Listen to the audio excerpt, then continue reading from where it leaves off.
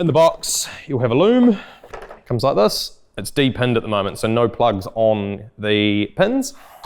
The two central locking motors themselves, and all your install parts to make it all work. On our looms, we run Deutz connectors. They come D-pinned, so once we've got them through, we'll then pin them up. I'll show you how to pin them up, and then I'll show you how to D-pin them, just in case you put the wrong pin in the wrong place and you need to swap it. Or when you've got it all in and tested, and the central locking doesn't go the right way, so when you lock, it actually goes in rather than out, we can actually swap it at the plug. So they're a very, very simple connector.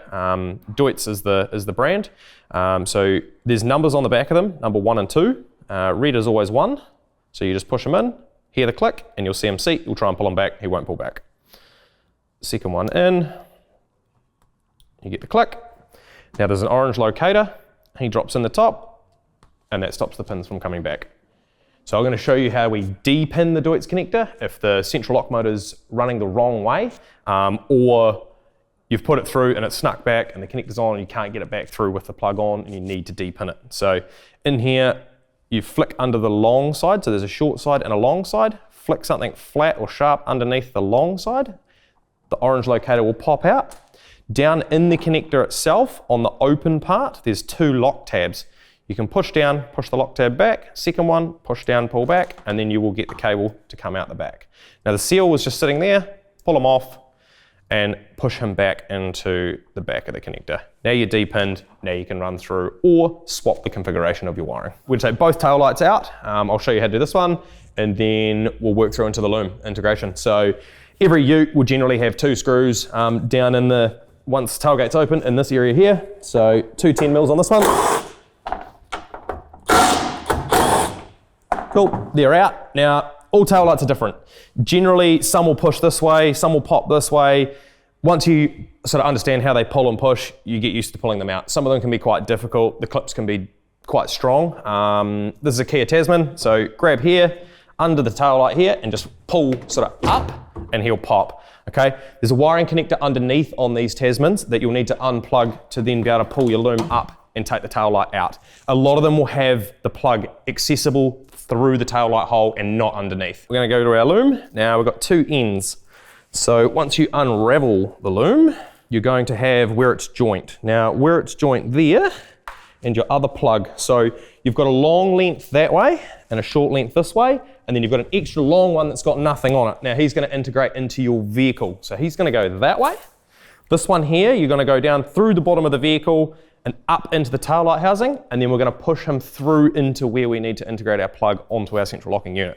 The other one that goes to the other side is going to go down along the back of the back panel, and then he's going to come, same thing, up into the tail light, through the top and into our central lock. So once you've got your cable through and your plug is pinned on, he then plugs into our plug on our central locking module. Wait till it clicks. Excess wire, flick up behind, you'll feel some screws up in the back, tuck them up on the back of there.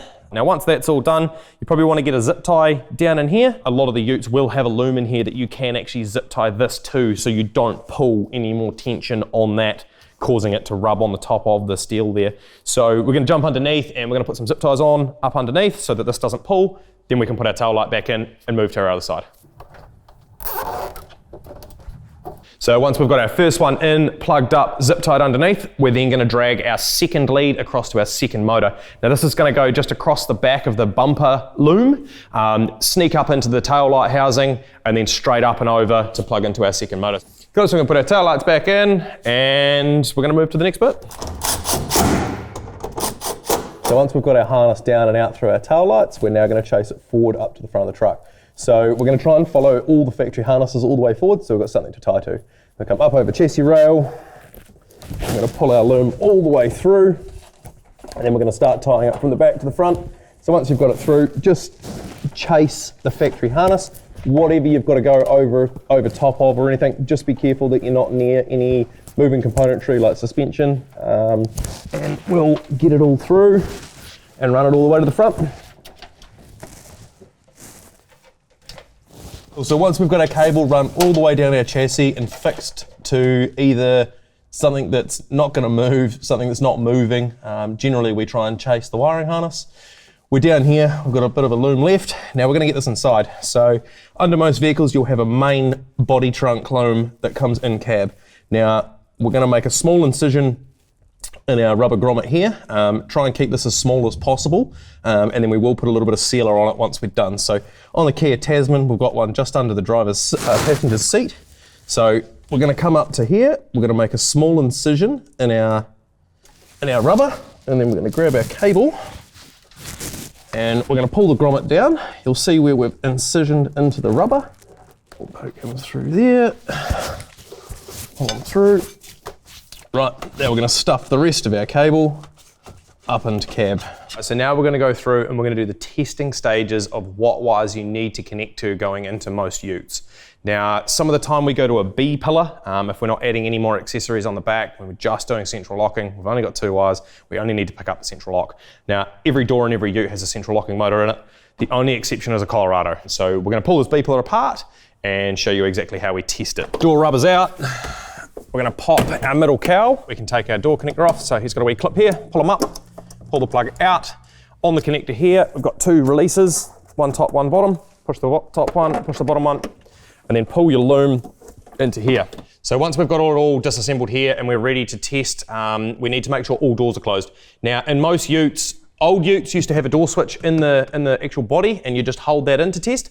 A lot of the new utes have got the door switch in the door mechanism. So what we're gonna do here is we're gonna make it think that the door's closed. Now we're gonna push that in. Now it thinks the door's closed.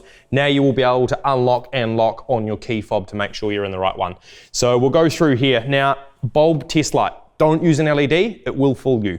Bulb test light, we're gonna go in here and we're gonna test for our 2 functions. B pillar is easier to do on a lot of vehicles because you're not gonna get tricked by a flashing indicator that is in your mirror. So we're looking for an unlock pulse and a lock pulse. Now, bulb test light is good because it draws current. An LED test light will pick up weird frequencies. The other reason that we need to test this is we have had customers in the past that have gone gun ahead and they've accidentally teed into the indicator wire.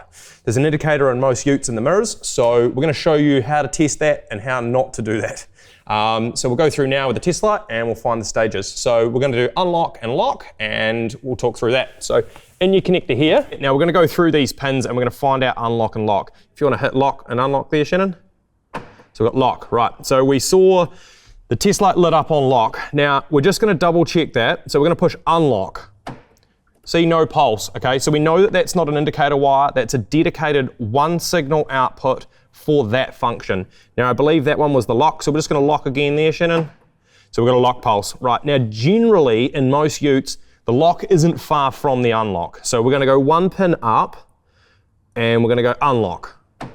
We've got a pulse, okay, perfect. Now we're gonna go lock. No pulse, okay. So there we've got a positive signal out for the lock and a positive signal out for the unlock.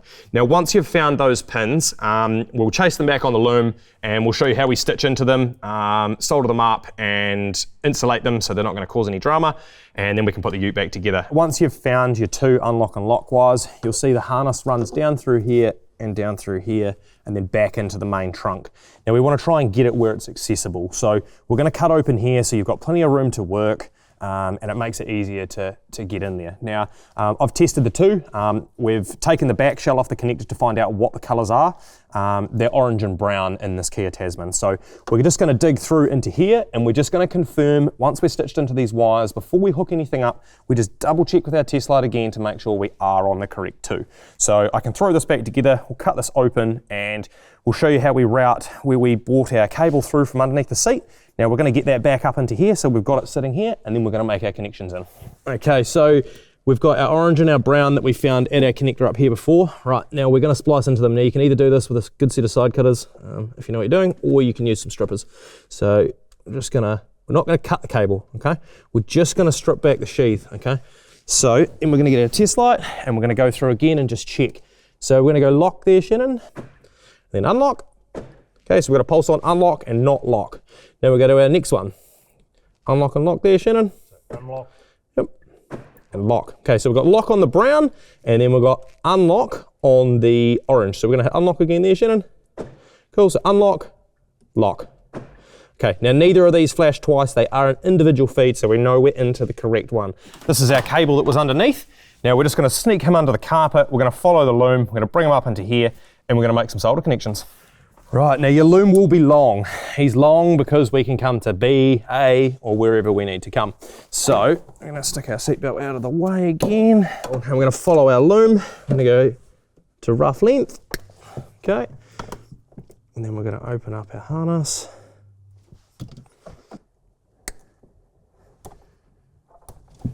Right, so we've just done a quick twist up there so that we can confirm. So now we're going to go to the back and we're going to make sure our action for unlock and lock are correct. We've got unlock and lock on our key fob here, so we're just going to confirm that our pin moves in the action that we want it to. So we're going to hit lock, pin comes out. That allows us not to be able to open the lid, so that is definitely locked. We hit the unlock and the pin moves back, so now we can open the lid. If by instance you get one, that one's going lock and that one's going unlock, you can move the pins in the Deutz connector around the other way to make that lock do the right motion. We know that these are now around the right way. So our red was our unlock and our black was our lock. That'll be the same in all of our looms across the board. We get the soldering iron hot and we're gonna make a good soldered connection in here. We're gonna tape up. So when you take off a lot of these panels, sometimes the clip will stay on the body side of the vehicle. Now these need to be taken back out of the body and put in the panel. Otherwise you're going to end up with rattles after reassembling. So there's one here that stayed in the body. So we're just going to clip him back into where he should be. Now they just slide up and now they're clipped in. Now just have a look around the panel and confirm that you've got all your clips back in where they need to be before you actually clip it back into the vehicle. So now I know they're all in. We can sit him back down in and we can confirm that everything is in. And now go around and you'll know where the clips are. So you just need to keep pushing and you'll hear all your clips pop in. Once they're all in, seals back on, we can call it done.